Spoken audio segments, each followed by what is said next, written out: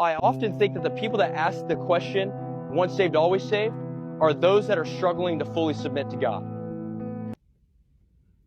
So, believing that you're always saved should lead to you feeling like there are bad things in your heart. I don't know, that logic just don't connect with me.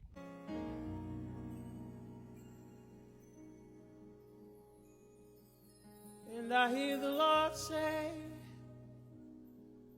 surrender. So you would rather tie once saved to always saved to, well, the only reason that they believe that is because they got things going on in their heart and in their life that is not right.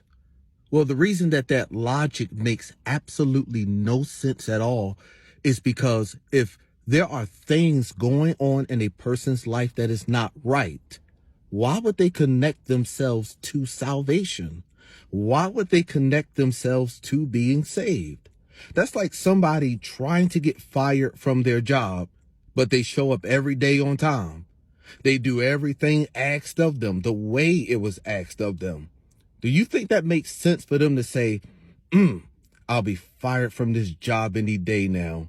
It don't make sense. What does he say to the man that says, I follow the law in Luke 18, I do everything, I'm a man after God's own heart? And Jesus goes, sell everything, give away your money, and then follow me. Nothing exposes a false teacher more than them giving a bad biblical example of what they are saying.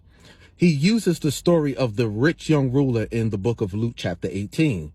That entire story is about Christ showing men how no one can be saved or receive salvation because of how good they are or because of how consistently good they are. Do you follow me? Let's look at what Apostle Paul said about the law that the rich young ruler thought he was keeping. Because by the works of the law, no flesh will be justified in God's sight. For through the law comes the knowledge of sin. Let me paraphrase. The law shows you how sinful you are. Now, you could go back when you get time, read that entire chapter of Romans chapter 3.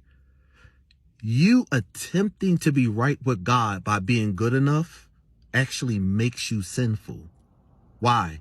Because your deeds now replaces his gift of grace to be saved. You reject God.